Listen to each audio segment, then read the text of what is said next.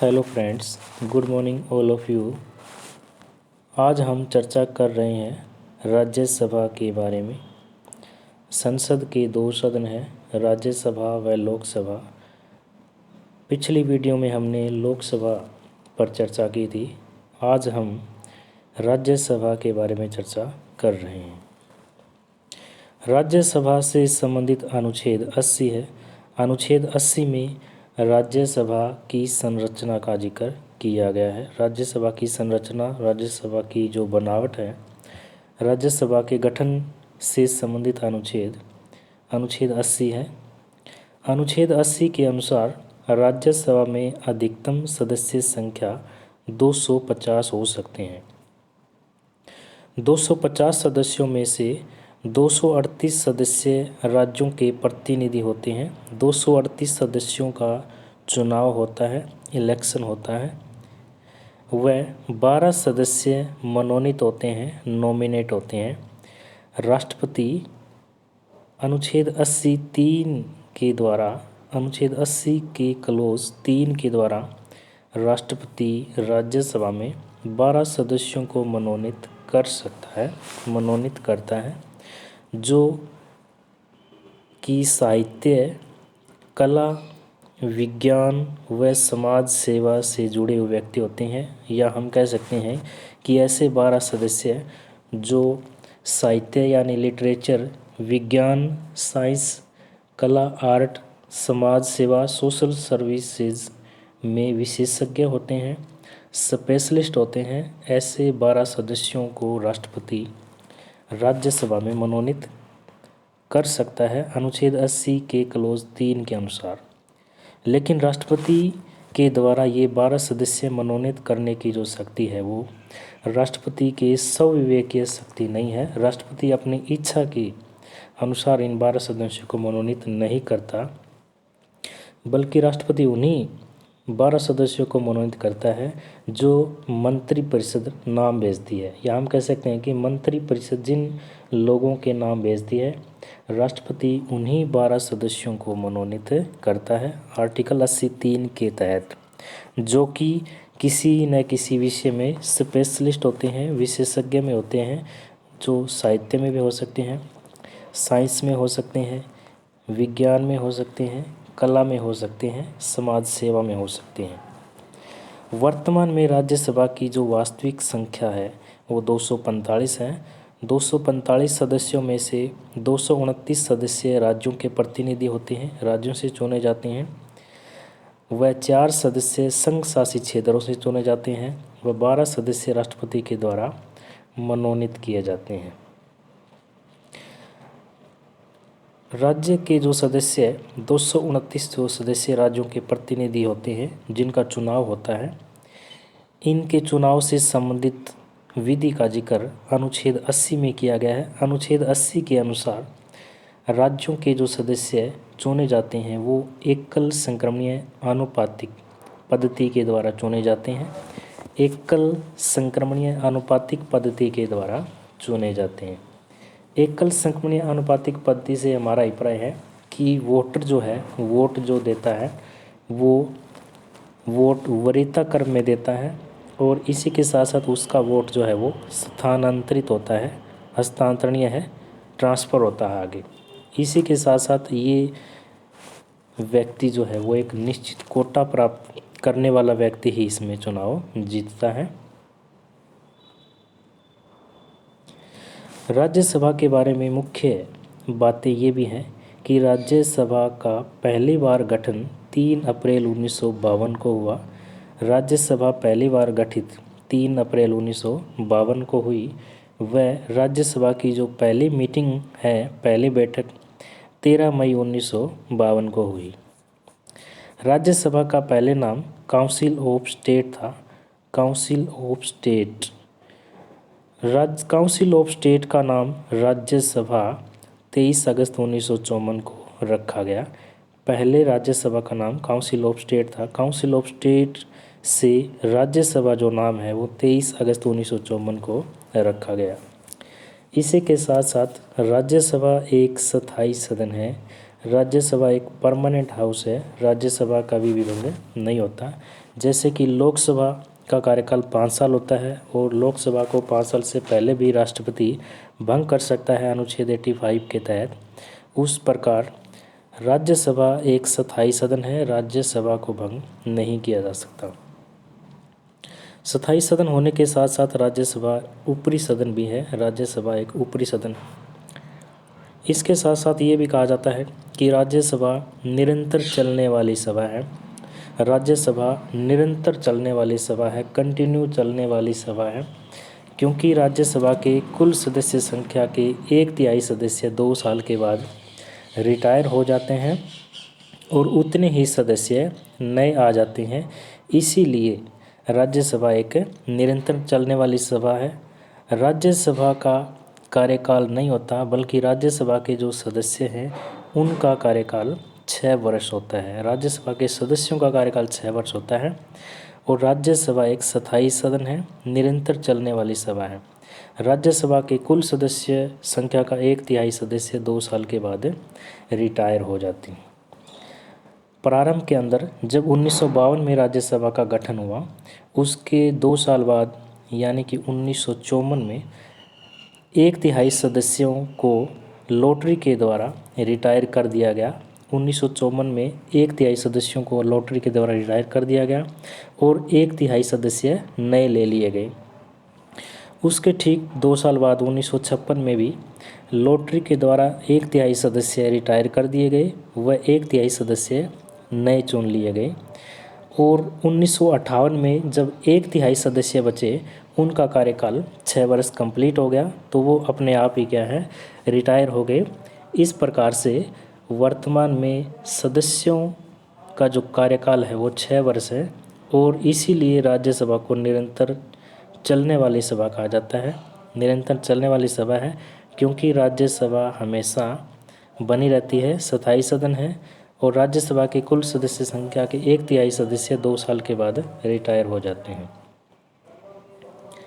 राज्यसभा के सदस्य का कार्यकाल 6 वर्ष माना जाता है। राज्यसभा का कोई कार्यकाल नहीं होता, स्थायी सदन है। राज्यसभा का सदस्य अगर कोई बनना चाहता है तो उसके लिए योग्यताएं, क्वालिफिकेशन इस प्रकार हैं। व्यक्ति भारत का नागरिक होना चाहिए। भारत के नागरिक होने के साथ साथ न्यूनतम आयु 30 वर्ष होनी चाहिए। लोकसभा में न्यूनतम आयु 25 वर्ष थी और राज्यसभा में न्यूनतम आयु 30 वर्ष है। इसके साथ साथ अन्य योग्यताओं का निर्धारण संसद के द्वारा किया जाएगा। राज्यसभा के संदर्भ में विशेष प्रावधान राज्यसभा लोकसभा से किस प्रकार अलग है, या हम कह सकते हैं कि राज्यसभा को ऐसी कौन कौन सी विशेष शक्तियां प्राप्त हैं जो लोकसभा को प्राप्त नहीं है।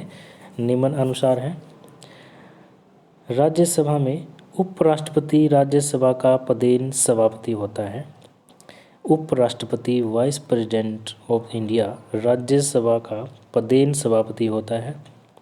इसी के साथ साथ राज्यसभा एकमात्र ऐसा सदन है जिसका अध्यक्ष उसका सदस्य नहीं होता। ये बहुत ही खास बात है कि राज्यसभा एकमात्र ऐसा सदन है जिसका अध्यक्ष उसका सदस्य नहीं होता, क्योंकि उपराष्ट्रपति राज्यसभा का पदेन सभापति होता है। उपराष्ट्रपति को निर्णायक वोट देने का भी अधिकार है। उपराष्ट्रपति निर्णायक वोट दे सकता है। अगर किसी प्रस्ताव पर पक्ष और विपक्ष में बराबर वोट आ जाते हैं तो उस समय निर्णायक वोट के रूप में उपराष्ट्रपति वोट देता है। कास्टिंग वोट उपराष्ट्रपति देता है।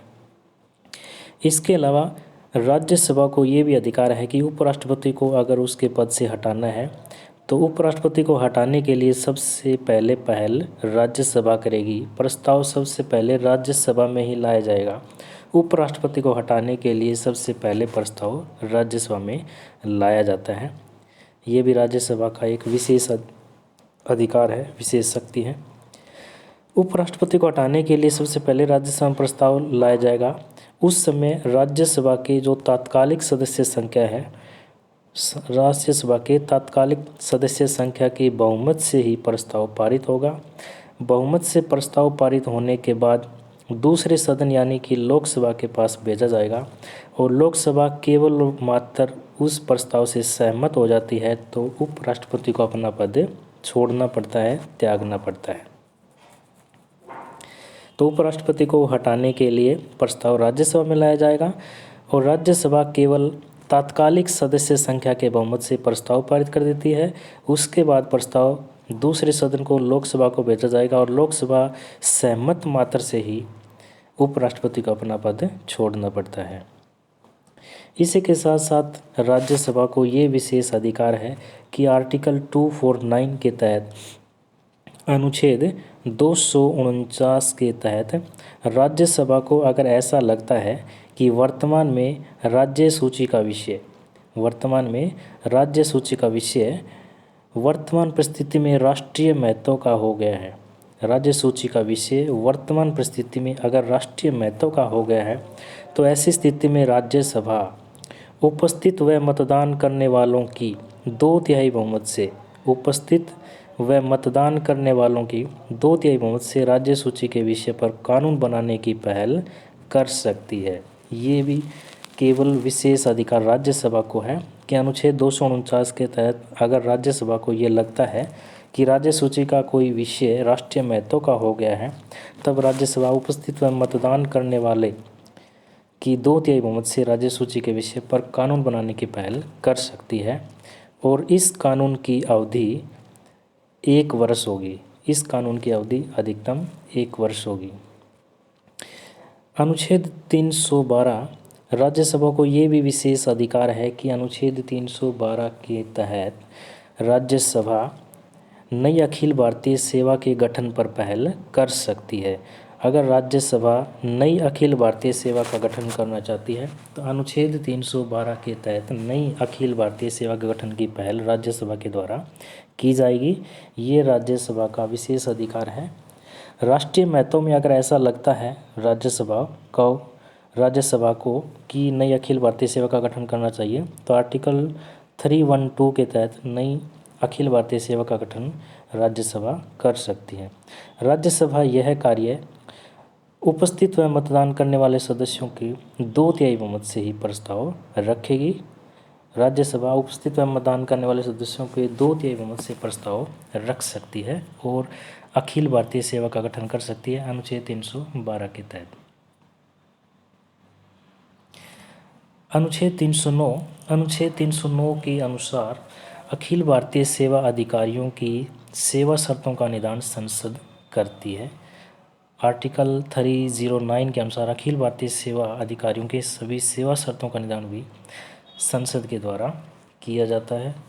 अनुच्छेद 310 के अनुसार अखिल भारतीय सेवा के अधिकारी राष्ट्रपति के प्रसाद पर्यंत अपने पद पर बने रहते हैं। अनुच्छेद 311 के अनुसार अखिल भारतीय सेवा के अधिकारियों को राष्ट्रपति के अधीनस्थ के द्वारा नहीं हटाया जा सकता। इसी के साथ साथ राज्यसभा को ये भी विशेष प्रावधान है कि अनुच्छेद 352 के तहत जब राष्ट्रीय आपात लगता है, आर्टिकल 352 के तहत राष्ट्रीय आपात, अनुच्छेद 356 में राष्ट्रपति शासन लगता है, प्रेसिडेंट रूल लगता है, राष्ट्रपति शासन, व अनुच्छेद 360 में वित्तीय आपात का जिक्र है, वित्तीय आपात का। अनुच्छेद 352 राष्ट्रपति शासन जब लगता है, अनुच्छेद 356 में जब राष्ट्रपति शासन लगता है, वह अनुच्छेद 360 में वित्तीय आपात की घोषणा जब की जाती है, तब संसद से स्वीकृति लेनी अनिवार्य है, क्योंकि अनुच्छेद 352 1 महीने के बाद समाप्त हो जाएगा अगर संसद की अनुमति नहीं ली गई। अनुच्छेद 356 2 महीने के बाद समाप्त हो जाता है, या 2 महीने के अंदर अंदर क्या है, संसद की स्वीकृति लेनी होती है आगे बढ़ाने के लिए। उसी प्रकार से अनुच्छेद 360 में 2 महीने के अंदर अंदर संसद की स्वीकृति लेनी होती है आगे बढ़ाने के लिए। लेकिन जब संसद से हमारा अभिप्राय है राज्यसभा व लोकसभा दोनों से, और जब संसद में लोकसभा भंग है, लोकसभा नहीं है, तो उस समय केवल राज्यसभा अनुमति देती है। राज्यसभा क्योंकि स्थायी सदन है, तो ये भी राज्यसभा की विशेष शक्ति है कि अनुच्छेद 352, 356 व 360 को जब संसद से स्वीकृति लेनी होती है और जब लोकसभा गठन में नहीं है, लोकसभा भंग हो गई है, तो उस समय केवल राज्यसभा अनुमति देती है।